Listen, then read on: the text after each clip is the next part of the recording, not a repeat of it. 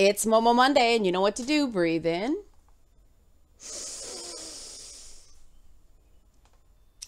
And out.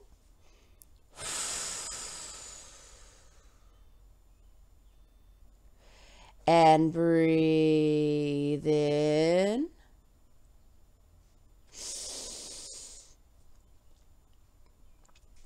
And out. Okay, so today's Momo Monday is going to be pretty emotional. You'll see the title, A Memorial to a Female Gamer. I have been struggling with how much to talk about this. I've talked about it a little bit in the past. There was a Kickstarter update on it, but I wanted to elaborate because I think a lot of people missed it. And I wanted to provide more detail. I had to check with the, the people involved about whether it was okay to talk about it. And Julian said, yeah, go ahead. Julian, of course, is the widower of Tanya Matson-Hubbard, Tanya Marie Matson-Hubbard, who is the gamer who passed away, and the trophy on the Misogyny in Games episode is going to be a memorial, is going to be based on her World of Warcraft character, a gnome warlock right here. Here she is. And I wanted to give you a bit more about it because I don't necessarily know how much time we'll have during the episode itself. And I just wanted you guys to know kind of the emotional underpinning of this stretch goal, why it's more than a nice to have for me. Here goes. I'm going to read some stuff and try not to get super emotional myself. Her favorite games were Super Mario World, Mario Kart, and World of Warcraft. They actually met in World of Warcraft. It's that age-old story. She was a gnome warlock. He was a night elf warrior. She was also American. He's Canadian, and she loved the Canteen restaurant in Halifax, Nova Scotia. Shout out right there. She was a Doctor Who fan. I want to read a statement from Julian about his late wife. Like I said, so you can see the importance of the stretch goal we're trying to hit. Julian's still paying off medical and student debts. But he's more interested in making sure people knew who Tanya was, what she cared about, just basically making sure her memory lives on. He eventually wants to do a grant to help more women get into STEM, and he mentioned foster cats, dude after my own heart. He's raised money for worldbuilders.org. I didn't know what worldbuilders.org was, so I looked it up, and it's a self-described geek-centered nonprofit working with select humanitarian charities to make the world a better place. So, sounds good to me. Awesome. And this struck a chord with me because part of the reason I do so much charity work is I know how much memorials of this kind mean. I know how much a personal connection to a cause can matter a lot. I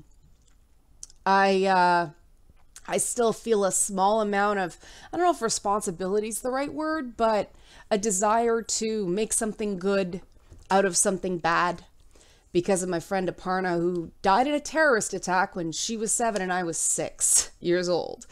She was from an East Indian family. She was killed by Sikh extremists. No one's ever really been held accountable for the bombing of Air India Flight 182. And what this taught me, and I think Julian's probably going to watch this, so, this is my message from me to you, dude. The death of my friend, in the way it happened, taught me that life isn't fair. It's not fair. Professor Snape it, life's not fair, right? But it's my choice to refuse to descend into the hate of people like that. People who hate people who are different. I learned that we can't make the world fair, but we can make it better. And we can do that by, doing things for other people when we can. And, this is why this whole thing is so important to me and why I'm not going on camera, because I was pretty sure I'd get emotional. one of the things that, my heart really goes out to Julian is he still blames himself for not doing more, because I'm not going to get into the gory details, but his wife died because of something that happened to me as well when I was younger. This is not the whole story, obviously, but the underlying condition was asthma that was misdiagnosed as panic attacks. That's what started the whole snowball rolling. So this is the universe telling me something, I'm sure. And it's not Julian's fault that his wife died.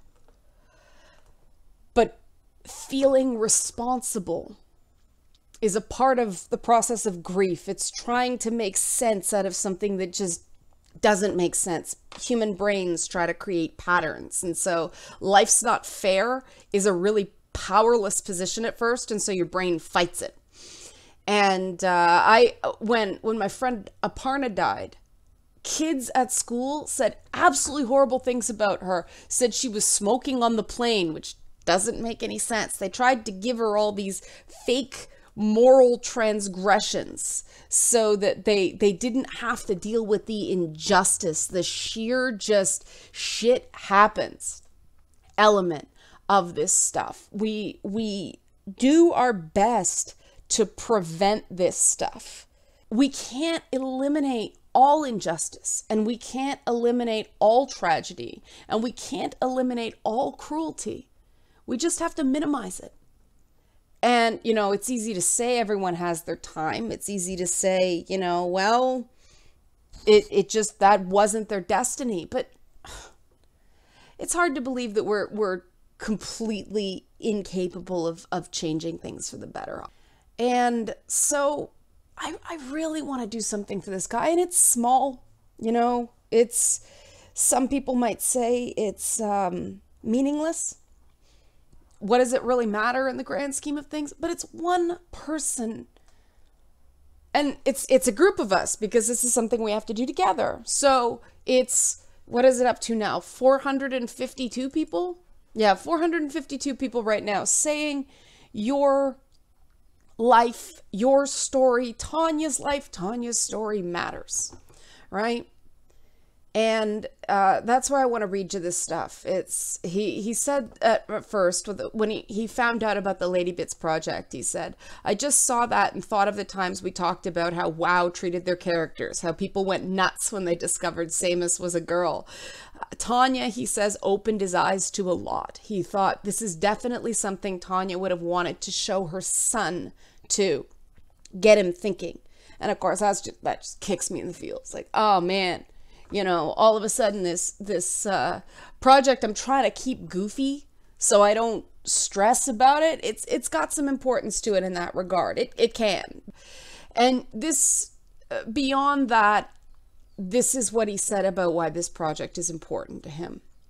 He says, since her passing, I've done everything I can think of to keep her memory alive, to let people know that she was here, she was beautiful, intelligent, smart, and talented, that she was a wonderful partner and mother.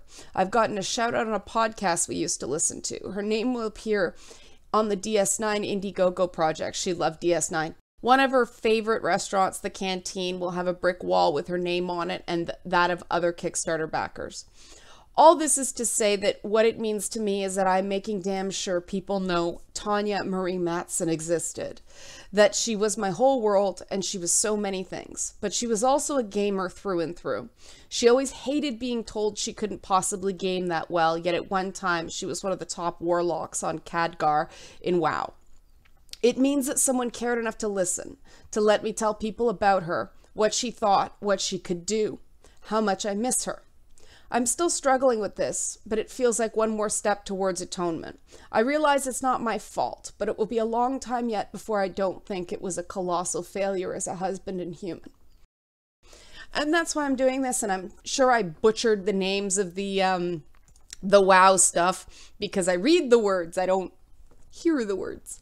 It's been a while since I played WoW, but somebody being a top warlock anywhere, that's pretty amazing. And I, reading this, it's true that, Tanya is one of those gamers the show is for.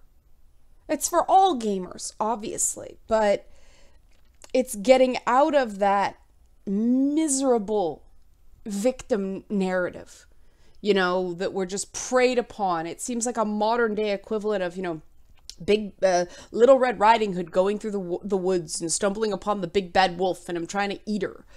We need to flip the script on that, because that's not gonna bring women into this. Like, people got into gaming to get away from the sense that they were constantly being preyed on. What people see as power fantasy is really just a break from being the prey. At the end of a game, you can usually win, which is why people lose their shit when endings are unsatisfying. So we are less than $4,000 from the $25,000 stretch goal. We have 10 days to go. This is imminently doable. I am confident that we can make this stretch goal. As just a counterpoint to all these horror stories you hear about women, here's a good man trying to do something for the woman he lost, right? Right? Like, let's get these stories more out there. God, I've talked to people throughout this whole thing that have helped me out, that are struggling with their own things, severe mental illness, a sick relative, a sick mother in one case, which is a unique kind of tough. These are not stories of misogyny. These are not stories of hatred of women. These are not stories of wanting to keep women out. These are stories of men who have women in their lives who are very important to them. So I wanted to, at least I get to do that, right? At least we get to do that together. So $4,000, guys. That's the goal for the next 10 days. Let's do it, okay? Share, back, up your pledges if you can. No pressure. I'm trying really not to do high pressure sales tactics. I want people to do this because they want to, not because they feel like they need to. But let's wrap up. Breathe in.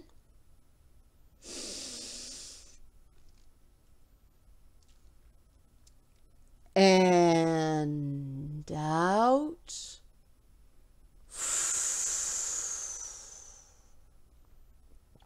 And breathe in.